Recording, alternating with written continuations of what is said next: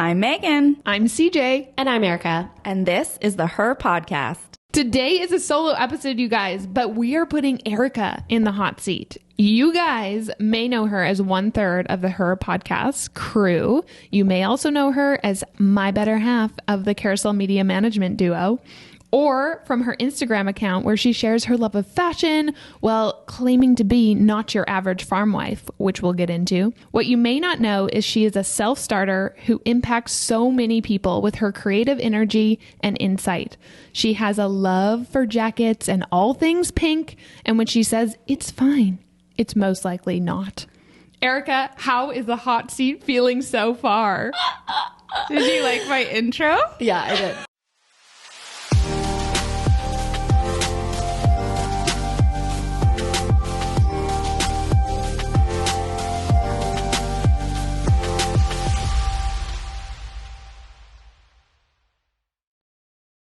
Okay, well, we have Erika in the hot seat today. Looking hot and spicy. Oh, she's looking great today. She's hot, she's spicy, she's ready to chat. She's Speaking of- ready to chat. Oh!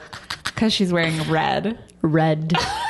CJ has entered the convo, everybody. I'm sitting here and I'm like, what are we talking about? I'm like, she wasn't ready to chat last time, so she's ready to chat this time. That's what I was thinking. Double ready. I'm double ready. I can't stop staring at your booth. What did you get at Starbucks this morning, Erika? I got a sugar-free vanilla latte, and it was too sweet. I can't do those anymore. Here's the thing. I like to get the same drink every single time I get a Starbucks. The other day, I went outside my comfort zone. What'd you get? Normally I get a... You guys are going to be like, wow. Normally I get an iced oat milk latte. Correct. And this time I got a sugar cookie iced oat milk latte. Ooh. But I've seen those. People talk about them. It's disgusting. Yeah. Sweet? Like I too got sweet? it half sweet. Okay. And I was like, Still too what sweet? is this garbage? Yeah, that's no how offense my- to everyone, but like it's the, like, why do they put such sweet stuff I don't in know. it? The one I had this morning, and again, like I hadn't had coffee because I'm doing no caffeine until like a certain point in the day. And I just found, like this morning, I was like, this tastes like my kid's hot chocolate. Like it's so sweet. And I'm like, I should have probably just gotten a coffee. Yeah. Honestly, is what I should have gotten. But I always feel like when I'm going through Starbucks, why am I getting a coffee when I can have a coffee at home? Yes. I have a question. Yes. Why are you not doing caffeine until 11 o'clock? So my sweet husband, Nicholas, he likes to do research on stuff, and he was reading up on, and I'm not going to get this right, but basically the hormones or whatever it is that like triggers your body when you wake up, and that caffeine can like prohibit some of those. I'm just going to say hormones. Let's pretend hormones from like triggering and waking up, which can cause like crashes later on. Yeah. And so I have found that if I drink caffeine later on in the day, it gives my body the time to wake up. It like gets going for the day, and I'm not having crashes in the afternoon anymore, which was a really big thing for me because I love coffee. We were talking about this. I love the ritual of coffee in the morning. So I do decaf now, which it does taste slightly different, but it's still the like hot beverage that I really crave, especially now when it's cold. Do you find any difference? Are you like, I'm pretending to drink this coffee, but it's... No. Or you're just like, it's the ritual in the morning? I mean, because you're drinking decaf now in the morning. drinking So you're decaf. still having coffee in the morning. I'm still like So it having the tastes like flavor. Yeah. And I've been doing it now over a month, actually, because I started doing it when we were in the house in Waltheim. And now we Okay. moved, and we've been in the house for a month Yeah. at the farm, which feels Holy. weird. I know. So it's now just like I reach for I don't even think about it. Oh. Yeah, so it's actually become a very big habit. I should really try that. I think you should try it. I think you'd That's find the it very easiest way to make a swap is to start with decaf. I drink so much coffee, you guys. Well, and Yeah. I do Nespresso, and they actually have a half decaf. So if you were really like, I need to go to I need to go half and then to and decaf. then, yeah. See, like that's you the like thing. wean your way down. yeah, we just have like a coffee pot. Like Yes. I need a, right? Yeah. I do. I have started, because I'm a 95-year-old lady, when I'm like out to dinner, which happens 3 times a year, I get like, my girlfriends will get a drink and I will order a decaf coffee. oh, I'm like a hot water and lemon. Which we had that yesterday, and I'm like, ooh, that felt really good. It's nice. I've tried to get coffee guys. before, and I did that in the morning, and I did like a good 3 weeks, and then I was like, this is stupid. I want coffee. Well, I just find that coffee also the habitual bit about it is like it does feel like a trigger to wake up. Like sometimes Yeah. coffee literally gets me out of bed. I'll be like, I don't want to wake up, and then I'll think about sitting in front of my fireplace with my coffee, and I'm like, ooh, but that sounds nice. How picturesque. Speaking of your fireplace. Yeah. How's that journey going? Oh, the renos. Yeah, it's good. I mean, it's fine, right? I'm antsy. I'm a very antsy person. I don't have patience. I really lack that in my life. And so for me, the other day, we had all the contractors over and they were like, oh, we can start like mid-January. And I was like, okay. And then I'll be over in like beginning of February. And they all like looked at me. And they're all so kind. And I just own it. I'm like, I don't know. Right. So I'm not going to sit here and act like a bimbo and be like, but I'm just like, I don't know. And they were like, that's cute, but no. And I was just like, you mean it's not going to happen in 1 week? And they're like, no. I'm like, okay. Why? Because I'm also like, well, how long should it take? It's just trades. It's trades and No, people. and they have to coordinate between themselves, right? And they have you different get jobs. one trade in, and then you have the Yes. next, and then that triggers, and then you have like like- supply chain yeah. issues, Oh, right? well, yes. And like, Yeah. jobs always take longer than what they're quoted. Yeah. Just like But- not be good in that atmosphere. Well, and our contractor did say, he's like, I think we're going to be okay, because he's like, there's this huge push before Christmas to get everything done. Right. Because Everyone wants it done for Christmas. Yeah. And then after, there's a bit of a lull. Yeah. So I think we'll be okay. No, you'll be great. It'll just take some time. It won't happen give in me- the snap of a finger. Yeah, it will give me an opportunity to practice patience, which is what I can ask for every day. Yeah. know Can't what? we all? We get what we need to work on. Yeah. Don't we? We get circumstances in life. Your girl needs to apparently work on a lot, because I'm getting a lot. just going to say, I've got a lot of things to work on myself. Oh, man. In case you guys just moved to the farm. Yes. Because you're not your average farm wife. No. How is that going? Hashtag. It's good. It's actually funny because CJ came out and we got a puppy, so I was taking him outside and I was standing in like one of Nick's farm sweaters with like his gloves and like my big winter boots and like a bottom, and I was holding a cup of coffee, and CJ's like, well, you've just adapted. And I was Did like, you snap a photo? we should have. definitely Because you're not. like, you are exactly a farm wife. No, Aw. not your average farm wife. Yeah, I don't know. I think that like, What does that mean to you? What, because you are a proud Yeah. farm wife. You're very proud. yeah, I'm very proud. Absolutely. Very proud of your farmer. Yeah, Yeah. I'm very proud of my farmer. I think what I've seen, and I want to be very clear that I'm not knocking whatever path people take. What I've seen, what I feel is girls marry their farmers and then they like become a farmer. Adapt to that. Yeah, and there's nothing wrong with that. I'm like one of the biggest chameleons out there. Like I adapt to the people around me. I've always been that kind of a person, but for some reason marrying Nick, and maybe because Nick always saw me as me, like I didn't feel that pressure, and he just always knew who he was marrying, so I think he like knew. Right, because you guys have Yeah, we've known known each other each your whole other. lives. Yeah, basically our whole lives. So what I feel is that when I married him, I was like, I'm not a farmer. And I also knew I would never be a farmer, and that I wouldn't just like take on what he was doing and make it mine. Right. And I'm not knocking anybody who gets married and adapts to their spouse's. I mean, Nick is on Instagram now. He's literally adapting into what I do, right? Nick's on Instagram now? Nick's on no, Not no, like that. no. He's Oh, on no. my He's just Instagram. on her Okay, I was page. like, Nick got an Instagram. Everyone He's is about like to blow up. frantically You guys. searching him. I know. No. Sorry, he's Don't on go your search Nick. Instagram. He's on mine. So there's that adaptability, right? Right. But I do feel that for me, not your average farm wife was really setting myself up to be like, I can love my farmer. I can be proud of being a part of the farming community, but I am not a farmer, right? Right. I really love the city. I love like bright fashion. I like knew I wasn't going to get in a tractor or a combine and like be a part of that. And there's nothing wrong with it, but I knew that wasn't for me. And I think just what I've seen, and I think traditionally there's a lot of like, you marry into the farm, you marry into the farm life. And I was like, I will not be doing that. I will be still having my own path. So not your average farm wife is, taking pictures in a field in my like cupcake dresses or in front of the bins in my like red blazer, like suit, and just being like, I can be both. Yeah. So that's kind of, I feel like what that means to me. Like you're like, I just made a field meal and I dropped it off, and now we're gonna do a cute, quick little reel. Yeah. Yeah. Like I would never be a wife who would like calve a cow. Like I'd never I just picture you in your like pink puffer coat, Yes. being like, all right, guys. like, do I think it'd be incredible to like, I think that's Absolutely. cool, but I'm like, I'm never going to be like, get in there and do that. No, Get those gloves on. not unless they're pink. Like, I'm like, no, but you know, I'm like, I just knew that wasn't ever going to be my path.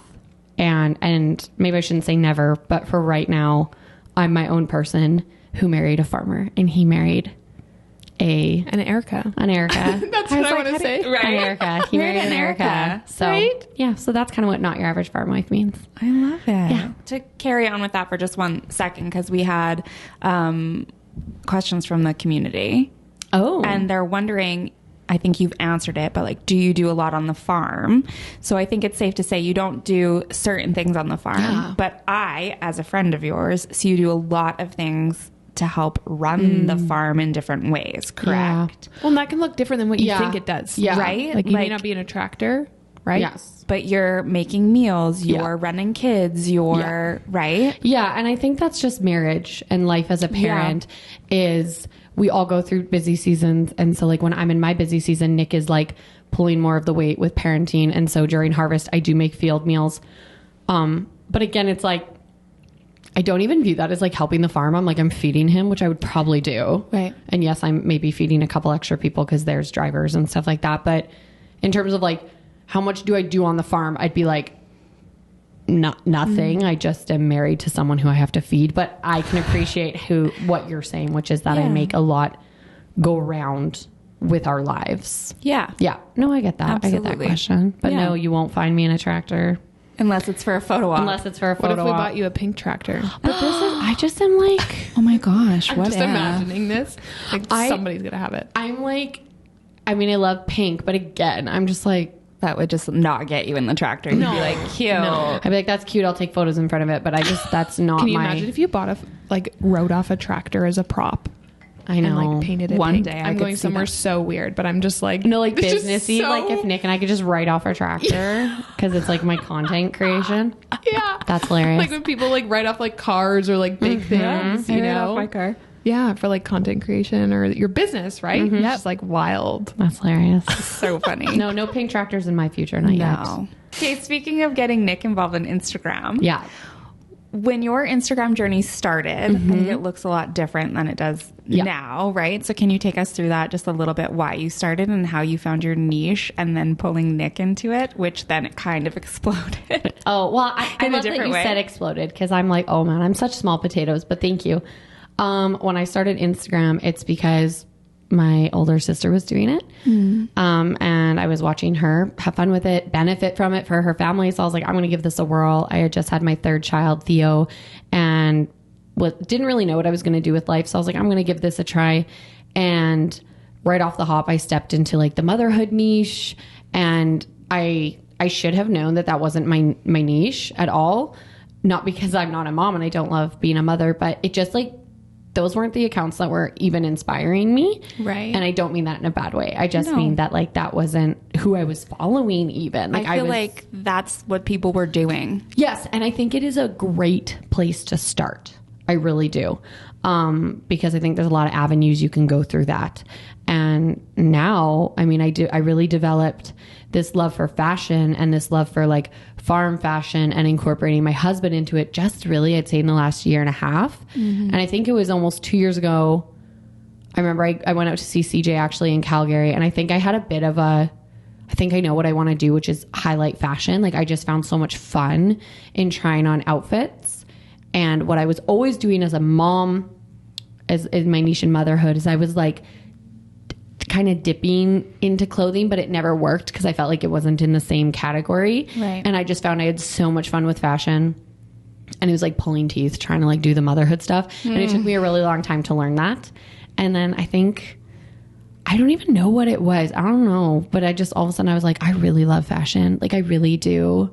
I like putting together outfits. I like sharing things. I was noticing people were asking me for recommendations. So then I was like, I'm just going to like try this out. Well, I feel like you've fully embraced it now. Like the beauty of finding your niche is then you can like really lean into it and find almost like freedom in it. Yes. You know, and I think it's natural and normal for everyone in life, whether it's in business or life or whatever, to go through this period of trying to figure out who you are, what your niche is, right? Like, I guess we can talk about social media more so, but I'm like, there is a period of discovery and creativity and curiosity to get to where you want to be. Yeah. Right. But I think once you find that, you can really lean into it. Yeah. And I've seen you just really lean into it. And I think there's so much freedom in that. Yeah. Well, and I mean, I think when you're in the growing phases of finding your niche, you'll feel resistance in certain areas because you'll be like, oh, well, that means giving up this part or giving up that. But then now I have freedom in being like, if it's not my niche related, I probably won't enter into it. Right. I mean, again, we're talking about my social media like it's my primary thing, and it's not anymore. I feel like it's really now just a creative space for me, where you can find me sharing outfits. You can find me being really goofy. I've also really embraced that I'm just a goofball and I just show up without makeup and I'm goofy and I'm silly and I don't really always care what I look like, while also equally loving fashion and loving style, which is like kind of funny to me. Well, but I love that because you're like, look at me. I'm a real live human. I'm not perfectly put together all the time. I love this. This can be a big part of my life, but I'm also like, showing you both sides of it, which I think we need to see more of on social media. I think we're getting there a little bit. Like people are less afraid of showing what they're actually doing or their real kind of like not the highs all the time, not the picture perfect thing, which when I think most of us first started in social media, that's what it was. Yeah. Right? Yeah. I think there's a push. And I also think I don't want to knock anyone who does present a picturesque life. I don't want to knock anyone for that because we all follow people for different things. Absolutely. So some people will follow me because they're like, oh, Hot Mess Express over there. But,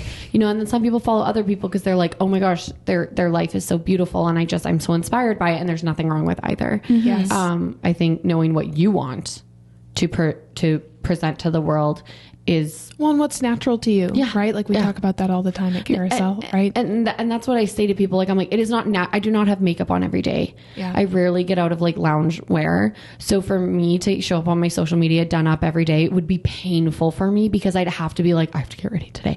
So that's like, for me, I just had to be like, this social media will fit into my life. I will not fit into social media. I love that. How long did it take you to hit that? A while. Yeah. I think I really only in the last year and a half, probably since starting a business, did I really find where I was like, this is garbage how I'm acting. So like, no more. I find that interesting that it coincided with you starting a business. Yeah. Well, I found what I wanted to do. Yeah. Where you work in social media all day, every day. It's great. Just kidding. That's awesome. But I'm curious how your perspective of social media shifted once you started managing other people's accounts and doing strategy sessions and that sort of thing, where you really dived in. That was kind of like your full-time job. And how did that pivot your personal account? Like, I think it's no accident that happened at the same time, right? You started a business and then you're like, actually, was it like, I'm telling other people this is how they should do it and I'm not doing it that way? I wish I could say that it was that insightful. It was literally, I'm sitting here, I'm like, oh my gosh. I'm like, I wish I could be like, I had an awakening and I realized, I'm like, no, what happened is I got so busy that I was like, I don't have time for anything that's nonsense. Like, I don't have time to show up. I don't have time for my own account most of the time. Like I'm very sporadic on there now. I go through seasons where I like have a reel every day, and then I go through seasons where I'm like, here's a post that bombed, right? Like that's fine. Right. So I just think what happened is I got real busy. I changed my focus onto something else, and I was like, if I'm going to be here, it purely has to be fun because I already have the pressures over here with work, so I'm not going to bring that into this space. So I just literally was like, I'm not doing this anymore. So you think you have a better relationship with your personal Instagram now? That's interesting. Yes. Yeah, I think so. I think there are always things to work on. Mm-hmm. I get caught up in the comparison game every day. Mm-hmm. There are accounts that I have to unfollow because I'm like, I can't handle this, right? It's making me insecure. There are accounts that I absolutely love and I'm absolutely drawn to, and I'm like diehard. But yes, with my own page, I really feel like I've come to a place where like I used to get on stories and be like, hey guys, like, and I just like ramble. And if I find myself doing that now, I will be like, I'm not even saying anything. I'm just going to take it down. Like, I'm not even going to post it. Like, what's the intention here? Yeah. No, I think you found a really good rhythm with what you do, right? And I think that others can probably learn from some of what you said today about social media, about finding what is sort of their bread and butter, not being influenced by other people. You mentioned that you use social media as a creative outlet now. Yes. I'm curious, social media and or other things, what do you find as a creative outlet for you? Because you are a creative is how I think we would define you. Absolutely. And maybe you would define yourself, right? And I'm like, what are ways that you find you just express your creativity? Again, I think it goes a lot to fashion. Like I really love sharing what I'm wearing, whether that's on stories or reels or in posts. I find a lot of joy in putting together an outfit for myself or my friends. I actually love when my friends come, and I am that friend that people are like, I'm going to an event and I don't know what to wear. And I'm like, come over. Like, and I love that. Like I find a lot of joy in sharing that stuff. I have a lot of it. And so I'm like, it shouldn't just sit in my closet. I have some hand-me-downs from America. And I think what I really enjoy is the way that fashion can be such an expression for me. But it was funny because the other day I was talking to Nick about it, and we were talking about, fashion and why I like it. And I said, I think it's, and to be honest, like I would love to sit here and be like, I'm the most confident queen in the room. Like I don't have self-doubts or anything, but I do. I'm human. And so I think fashion is equal parts. I love putting something on and like, this is who I'm going to be to the world today. And I'm going to be bold and colorful and bright and energetic and sparkly.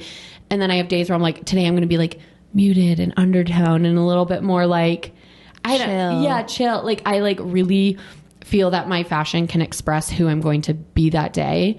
But I also recognize, and it just came to me the other day actually, was that I think I also use fashion as like an armor sometimes, and it can be a great way to have people look at the outside of me instead of the inside of me. Ooh. Yeah, I know, right? That like popped into my head the other day because I think Nick and I were like talking about something at night, and I was like, I think I equal parts use it to really share who I am or really hide who I'm feeling, to distract from who I'm feeling. Why? I don't know. I think like there's just like parts of me again, and I know we talked about in our boundaries episode that like I found very integral to me. Right. That sometimes I'm like, I'd rather you just like see this today, and maybe I'm dealing with something, and I find putting on an outfit to be like, okay, I can like show up and like be this person, and like that's great. And maybe I need to work on some stuff. I'm really into showing up for what I'm supposed to be for. So like if I'm having a meeting that day, I try to like whatever I'm dealing with, I try to like show up in the meeting and be present and bring the energy I think whatever situation I'm in needs. So sometimes outfits can help me do that. If I'm not feeling that way, right, I can put something on and be, ready to go. And so, yeah, I don't know. That's so funny that you say that, because I feel like, I love a blazer. I have many blazers, but I tend to always wear blazers when we're podcasting or I'm mentoring, or like I have like my business We're blazer all in blazers today. right? The blazer, you're very babe. sparkly today. Yes. I am very So sparkly. fun. I love that you did that for my episode. Well, you got to dress on brand for who you're talking to. Who inspires you? Who inspires me? Besides fashion. Oh, my fashion. I was going to say besides CJ and I.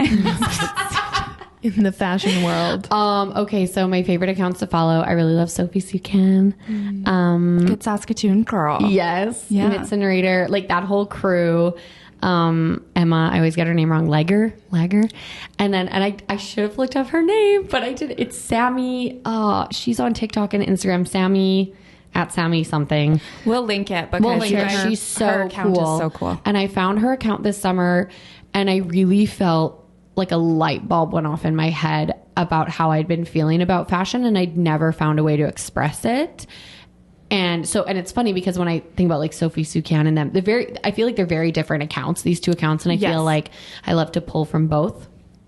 So those I feel are like my big, like I wish I was like elevated and I was like Chanel. Or like Chanel. Yeah, right. I'm just like, real. and like there's pieces of those that I'm like, yes, I look at, and I actually, who was it? I think I'm not, Givenchy. I'm not going to say that right. I think you said it Givenchy correctly. came out with this. I think it was them this fall, and it was like all Barbie pink, and it was like chef's kiss. I think it was them. People are going to be like, yeah, why it's not? But and that was the first time I actually really found a designer that I was like, oh my gosh, like it was all bubblegum pink and like gorgeous. And so that really inspired me with color this year. Yeah. So I feel like that's who kind of inspires me, and What types of fashion are you liking right now? Like, what is your go-to that you're pulling in your wardrobe? color. I love color. I've always been, I feel like a bright I don't want to like speak. You're a bright light. I'm a bright light. No, I feel bright and bubbly, and I've always felt, but for a long time I felt, and I will say I still feel super confident in black. Like I really do. I feel like elevated and sophisticated. Yeah. But right now, just color, I loved it in the summer, and I just decided to keep it going into fall, whereas normally I'd have very neutral palette. But I just decided, I was like, no, like color gives me life, and I feel like color is something I'm really identifying with, and I'm really exploring. Like I would never have worn like blue or green, and now I'm like wearing these colors, and it's like making it fun for me to express myself differently, and just explore where I feel confident or where I don't, right? And what makes me feel good. And I love how much energy color can have, actually. And I feel like that's what I'm exuding when I wear it. So, I mean, this is new. Red. Like, but like red is your color. Red is very new for me. I feel like I'm cheating on pink. I'm cheating on pink. I'm cheating on pink. I feel like they're very closely tied together. They're like cousins. I think that's okay. Well, because pink is like red and white mixed together, guys. Right. Yeah. So I'm Red's like, I was here first. Red is like, I'm a primary. No, I think like red, this was like very bold for me actually as matching pants. I was shocked. I know. I think a lot of people, we went to an event last week and I rolled up wearing this, and I think a lot of people were surprised at what I was wearing, and that's the fun for me. It's really fun to like try something new. They were surprised. I'm like super surprised. Really? I was not when I saw it. I didn't know. And I was like, red is like so your color, but I had predicted a different outfit for Erika. And then when she told me what she got, I was like, stop it right now. Yeah. But she likes to play. I like to play. That's the thing. And I think fashion has to be, to me, a space in which you can be like, I'm going to explore this and see how I feel. And do I think I'm going to go buy all red clothes? No. I think I'm still like, this was fun and this was a statement and I loved the statement it made, but I'm probably always going to gravitate towards certain things. Right. But right now what I'm like is it's an opportunity to like explore yourself and explore how you're feeling. And again, like different colors actually like can emit different emotions. And so I'm just like, you know, what emotion am I going to like feel today when I'm wearing this or whatever? That sounds really cheesy, but no, it doesn't. It's so true. Yeah. And I believe there's like a whole science base on that. Well, I read what pink, I don't know. I read what pink. I'm so curious. Yeah. And pink is like joy and like happy and cheerful and like love, right? Like it's very, I was like, shocking. That's what I'm drawn to. Like power. I think red is like power. Powerhouses in the which makes sense, right? I actually understand that. And I mean, I don't know all of them, and I just really looked up pink because I wanted to like validate my life. Yeah. And so I don't know. Yeah, that's what I do with fashion. I love that.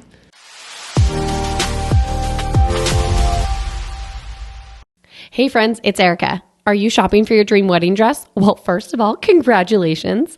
Planning a wedding can be stressful, but choosing your wedding dress doesn't have to be. Enter Unveiled Dress Co., where they know that choosing your dream dress requires more than just a shopping experience. At Unveiled, you will experience a private bridal styling appointment with owner Amy, who will work with you to choose your dream wedding dress. They have the most amazing selection of beautiful wedding dresses, and Amy will work with you to find the dress that fits you and your dream wedding perfectly. The downtown Saskatoon bridal space at Unveiled is thoughtfully set up to accommodate only one bride at a time, giving you the ultimate intimate experience and a large, relaxing, and beautiful space to enjoy with your loved ones, the way bridal shopping should be done. The team at Unveiled Dress Co. has been proudly outfitting Saskatchewan brides since 2013, but they also have a large selection of formal wear to outfit your entire bridal party, with a ton of stunning options for your bridesmaids, moms, and little ones. And guys, I can personally attest to the experience as Amy actually sold me my own wedding gown. Book your appointment now by visiting unveileddress.com. That's UNVEILEDDRESS.com. And find dress inspiration on Instagram at Unveiled Dress Co.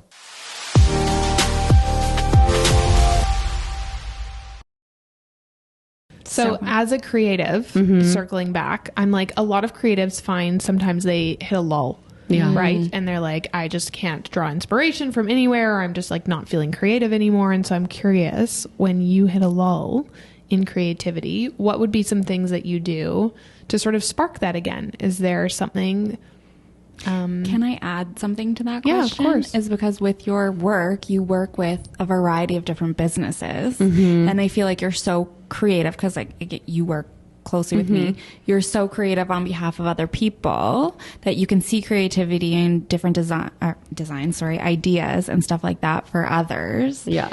So how do you have that creativity going out for so many people and then like also bringing it into yourself, right? So how do you find inspiration when you're outputting a lot of creativity for a lot of people? That's interesting. You know, I'm sitting here and like my go-to answer, and I don't want to sound pompous by any means, but I don't feel like I have a lot of lulls. Yeah. Okay. Like I really feel that. I mean, I'm pretty sure I'm ADHD.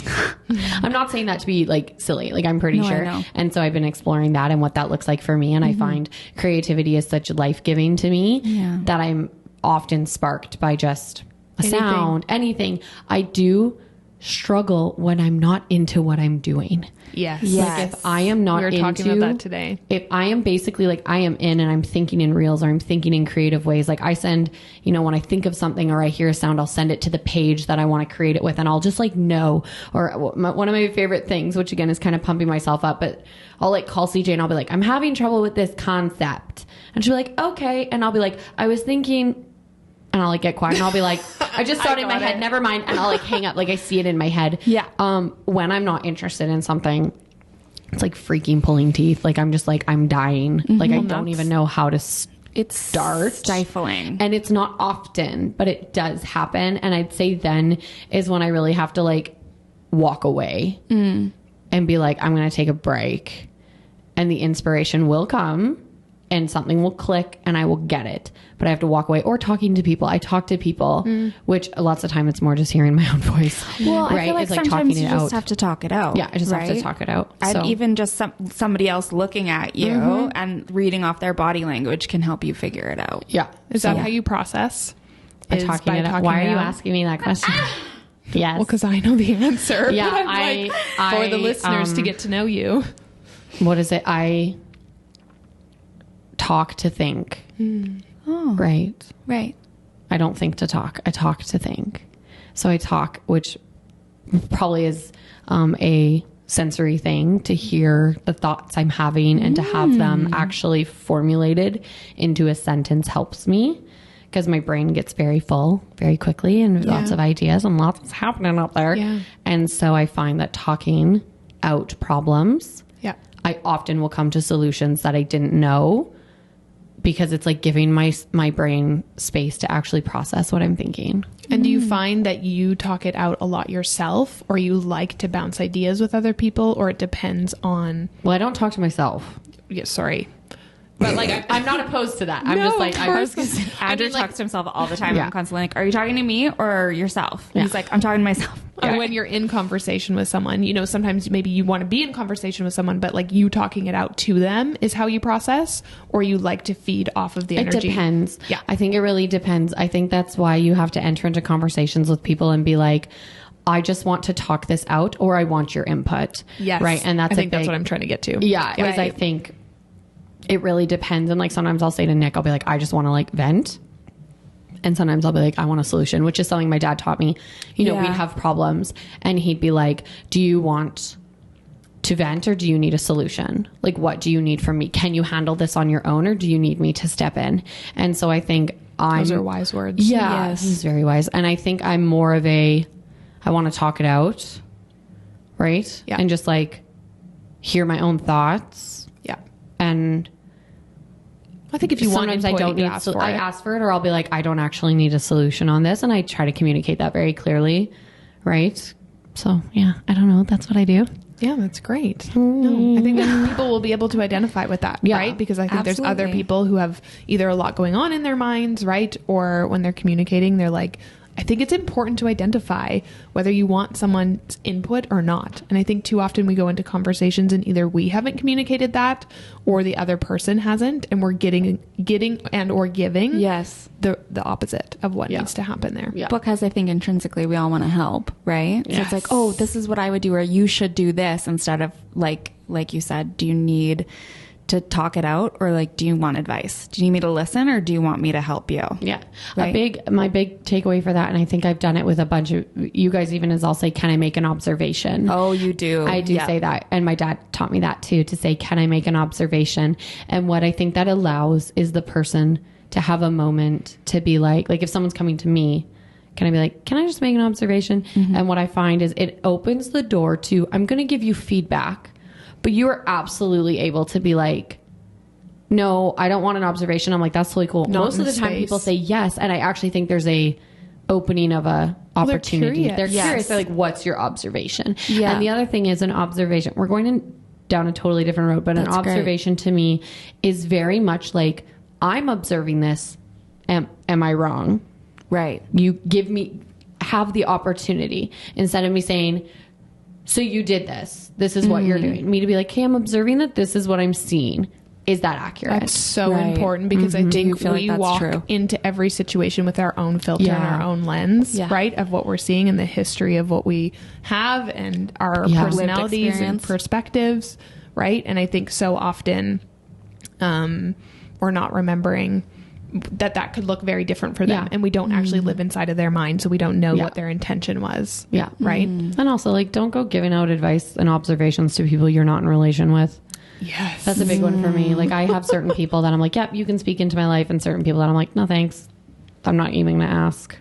Well, and I feel like I know the answer to this question, so it's always so funny for me to like ask questions sometimes, but I'm like, do you feel like you have a smaller circle or a bigger circle, and how has that journey been for you in adopting who you let speak into your life? And I also just have to say, I love how you said like who I let speak into my life. Yeah, well, that's really important. That's really important, especially being in social media and just in the world and of the world. And I think my circle, I think I'm in a weird transition right now with friends. Actually, I can feel it. I can feel a shift happening of like, I'm becoming more family focused, or even just like, Nick is my best friend, and I'm like, I just want to hang out with Nick. Like, I do. Like, I just feel like I'm like, should we like invite people over? I'm like, or we could hang out and like watch a movie or like play a game or like, right? So, or like, sorry.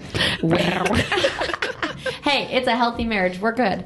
So like that, right? Like that's something for me. Friends, I'm also finding I'm in very social, especially with our business right now. We're doing social things. Yeah. So I'm finding that I go do these social things for work, and then I'm like, no, your output again. I'm also, I would say, if you're my friend, then you have to know you might come over and my house will be messy and the food might be leftovers, and you might not have, I can offer you maybe coffee and sometimes nothing else.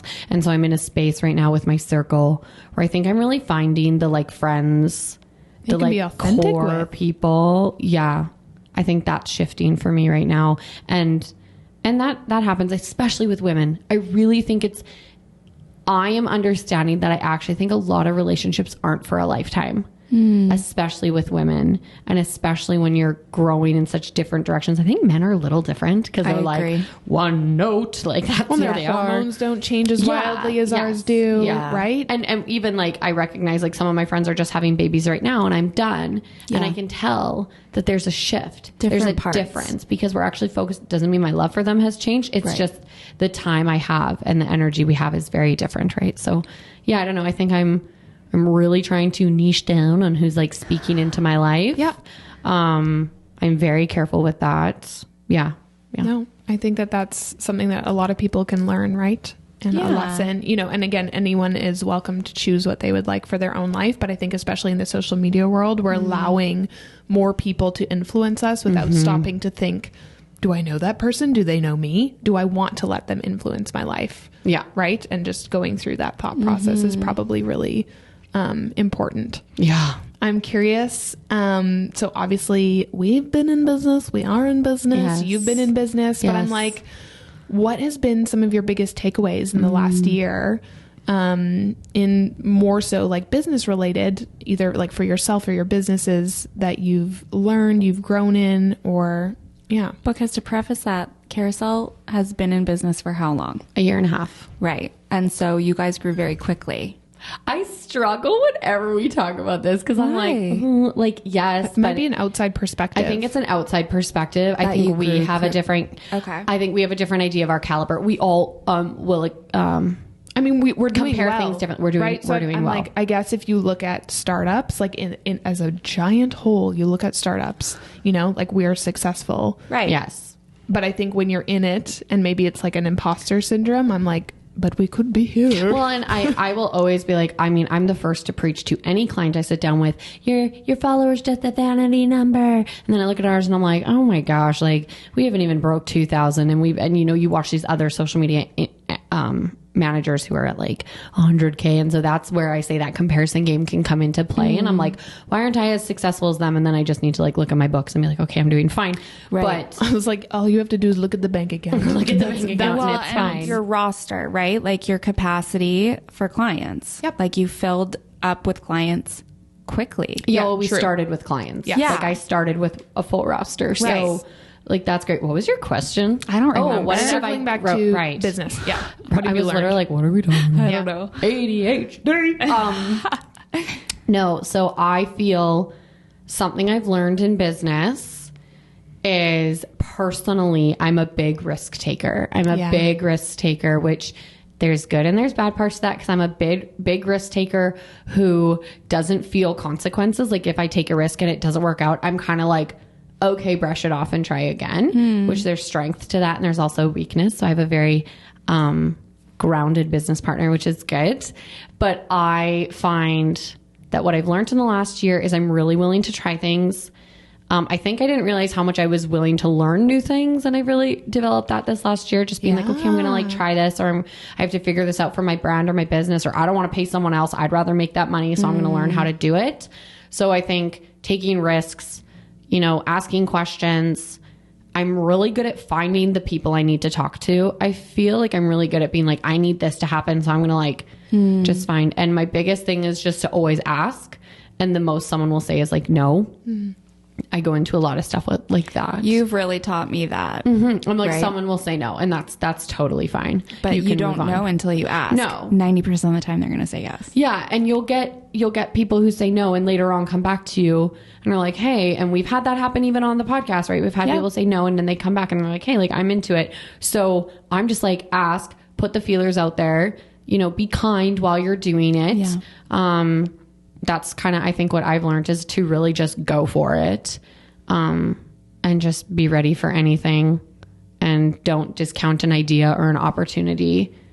And for me, I'm like, when I like get an idea, I'm like a dog with a bone. Yes, you are. And Which I'm like, I love. true. Which I'm like, so for me, I feel like what I've realized is I think when I get an idea and I think it's a good idea, it becomes very much a part of me. Yeah. And it's hard for me to be like, I'm not going to do that because I see an opportunity. And I think, why couldn't I do that?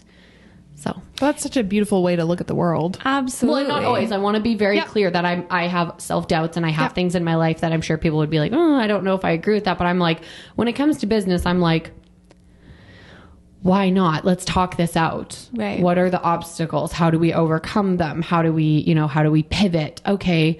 So we have this business idea and I'm like, this is how it's going to work. And then someone's like, okay, but what about this? And I'm like, well, instead of just sitting there and being like, yeah, you're right, the whole idea is garbage, I'm like, okay, so I'm going to like extract that piece and put something new in and be like, now let's make it work. I feel like you're very good at not taking things personally in business. That's lovely that you think that. I take things so personal. I just put on a bright red blazer and no one sees it. Oh. I'm like, I'm emotionally damaged. It's fine. It's fine. It's fine. It's red. Yeah, no, that's very kind that you think that. I think I take... As an observer. Okay, I think I either take things very personally or I can shrug things off. Right. I'm not offended when people like don't like my ideas. I'm offended when people don't trust my ideas. Ooh, and there's the difference. Because and I'm also offended like when like I don't want to say offended, but like if CJ like rightfully so questions something I'm saying, sometimes it irks me because I'm like, why don't you trust me? Yeah. Why don't you trust me? Like I've proven this much. Yeah. Like just trust me. So I think I get more, like, if it's someone who just like doesn't like my idea, I'm like, that's cool. You're not involved. And like, I know this is a great idea. So I'm confident. So when I think it's someone I trust and the trust doesn't, and I'm not trying to like, this is not like, I'm using you as an example because, and Nick too, when Nick like doesn't trust something I'm saying, that irks me. Well, it's funny from like the other side because it's first. I'll speak for myself. It's 100% not ever. Oh, of course, trust. Right. Of course. It's usually wanting to like talk something out. Oh yeah, and CJ, I see A and Z. Yes, and she sees the whole alphabet. Right. And so I'm like, I know that this is where I'm starting, and I'm going to get to here, and I'm just going to figure it out as I go. And she's like, I'd like to know the whole plan. Right. So because you have, like I said earlier, you have a lot of output coming at you. You have a lot of output going out of you, if that makes sense. How do you manage your mental health and your capacity during, right? If you can see the video right now, you can see her face. But I feel like you and I have worked closely together for over a year now. And I've seen you go through seasons of like very, like last December, as an example, you got very worn out and were very ill. How do you manage that, having hit that and not wanting to hit that again? What about, you know, working through those kind of situations has changed the way you manage your mental health and your capacity? Yeah. So, I mean, I was reflecting because, like I was like, oh, like I got really sick last December. And I mean, I've been sick now a few Decembers. It's been like a theme, and I've been quite sick a few Decembers, like thought I was dying. I was very ill. Ended up in the ER and stuff like that. So I think I've approached this December, I don't know. Like, I wish, again, I'm like, I wish I could sit here and give some like really great, like what I've learned this year is nothing. So many I'm things. like, so many things. No, because I just have an attitude of, don't get me wrong, I wallow. I sit in things too. But I think I have a very like, oh, this happened, pivot. Oh, this happened. Okay, move on now. We keep going. And that's not always great because I think I can like look back and be like, oh yeah, I was like really sick in December. Like I basically took all of December off because of what I was laid up with. And I would love to sit here and be like, well, I'm prepping this year and I'm going to meditate and I'm going to do this. And instead I'm like, no, I am fully eating like all the crappy Christmas baking and I haven't been working out. And I, you know, I'm in the process of thinking of new things for the new year. So I don't know how I manage that. My mental health and staying healthy is going to be a focus in the new year of how do I prep myself to be a better person for myself. So I don't really know how to answer that because I think right now I'm sitting in it and I'm really trying to figure out what does it look like? What do I need? What works for me? I think I'm on a journey of figuring out, I'm actually going to go and figure out if I'm ADHD. I think that will give me a little bit of insight into who I am as a person. And how to best operate. Because right now I just feel like I'm really operating chaotically and not knowing what I need. So we should have Nick. We should ask Nick. What is Erika mean? I was just gonna say, like, how is that for Nick throughout, like, supporting you? And again, we'd probably have to ask Nick. But yeah, I don't know what he would say. Yeah, I think he'd be like, "She's wild." No, I think he'd literally be like, "She's great, but like, she's chaotic. She's." You know, and I'm not trying to be like, this is a bad thing. It's a part of what makes me awesome is that I'm like, let's do this. Let's go. Absolutely. Let's go. Let's make it work until it looks great. Yeah. But that will come at the expense of sometimes my health. And so I have a really hard time probably honoring myself and honoring what I need and putting others' needs ahead of my own, which is funny because I think like some people would be like, Erika's selfish, but I'm like selfish in weird ways. Like what's a weird way? I don't think you're selfish. Like and maybe it's just like with people I'm really close to that I feel I can be like, I want it to be like this because I like that. Right. But when it comes to like, I will sacrifice my mental health or what I need that day to make sure my client gets what they need. I think this is like so common. Yes. It's very, not that I'm trying to make it. No. But I'm not like, special sitting here being like, I will sacrifice. Other people can relate to this, right? And I'm like, I think going into the new year, because this will probably launch in the new year, right? I'm like, this is an important topic to talk about of how much we sacrifice what we need at our core for our health for other people. There's such a domino effect that if I actually, and again, it's like so freaking obvious. It's like, if I take care of me, like put your own oxygen mask on first. Yeah. But I'm too busy putting everyone else's oxygen masks on, and then I'm suffocating. And I think I need to really step back and really evaluate what I need and really honor what I want. And in that, respect myself enough to like do it. Like, That's exactly what it is. I'm a big physical, like, that's the key. like I like working out. Yeah. But every night I'm like, I'm exhausted. I'm done. Why aren't I honoring my body and being like, go and work out? So I think this is a big thing. The question you've asked is just like a big thing. I'm like in my head, and I'm like, I don't know. Yeah. Like, especially because in the new year, I'm like, I don't have any intention of slowing down. I have intention of like growing and expanding. Yeah. But I need to like find that, like, I hate balance, but just find that way for it to like it's solid workflow. Foundation. Yeah.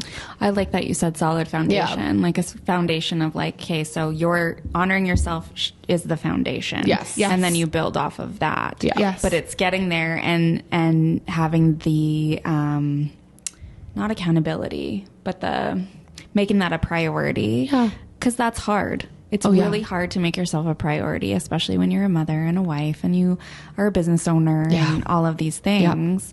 I see like it, and it's seen as selfish to put yourself first, but it's actually selfish to not put yourself first. Yeah. Right. And you have to find that like the flow. Yeah. of it. Cause some days I'm going to be more selfish, and some days I'm going to like prioritize my kids and then my husband and then my job. And I'm really trying to be like, but how do I at the end of the day go to bed not feeling like, I'm really sick of going to bed being like, I'm Exhausted. depleted. Like Yes. I'm depleted. I have nothing left. Like I'm very tired of that Yeah. for my life. And I'm like, this is not, I had a moment probably a month ago, and we were moving and it was chaotic, and I really did not thrive in that environment. And I found, I was like, this is not sustainable. This life I'm living is not sustainable right now. And I want to be 80 and walking around my town. Like I want to be lively for a really long time. And so that kind of clicked into me that I was like, I am not living sustainably. I am living day to day. And so that's something I'm learning. Ooh. Can't wait to follow up on that one. Yeah, it's going to be great. Fast forward 1 year and you'll be like, Erica, how are you doing? I'll be like, I'm learning. We'll be like, we got you this pink oxygen mask so that you see it first and you put it on first. I know. That's cute. Get a little tattoo.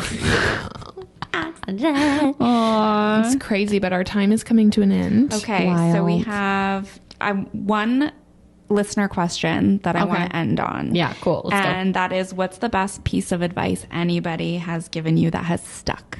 I have a feeling it's going to be Milton. Well, I like Milton is just so wise. My dad, he is so wise. I think he should have an Instagram account with like inspirational quotes. Yes. I would follow it. I know. Every time I say something cool, people are like, what? I'm like, it's my dad. So my dad, anything he says, and I already kind of shared a little bit about what he's taught me and how to communicate. He's been a communicator his whole life. And so I've really learned from him. But I was thinking of a couple things. Number one, my mom, and she shared with me that the quote she gave me, not so much advice, but almost like food for thought, was that bitterness is when you drink poison and wait for the other person to die. And that was extremely convicting for me, because for a long time I can hold a grudge. Like I think I give off like an easygoing attitude, and I am in some areas, but like, you hurt me, you hurt my family, and like that's a bridge burned. Like it's really hard for me to come back from that. So I had to learn how to be like, I need to forgive without needing to be asked for forgiveness. I need to forgive for my soul, and for me as a person. And then I recently heard a quote. There's so many that I like have in my phone from these podcasts, but there's one, and it's by Candice Valentino. And she said, you're best suited to help the person you used to be. And I really loved that, because I really believe that most of what I do and most of my businesses that I have in my head and that I want to do are like based off of who I was once. Right. And my passion comes from who I used to be and now being where I am. So I really enjoy that. That quote was really, really, I love that was that. a good, I could like list off like 40, but I'll leave you with that one. We'll just have a mini-sode where it's Erica reading quotes, and then you just tune in and be inspired. Yes. I love that one. Yes. That's so good. Okay, friend.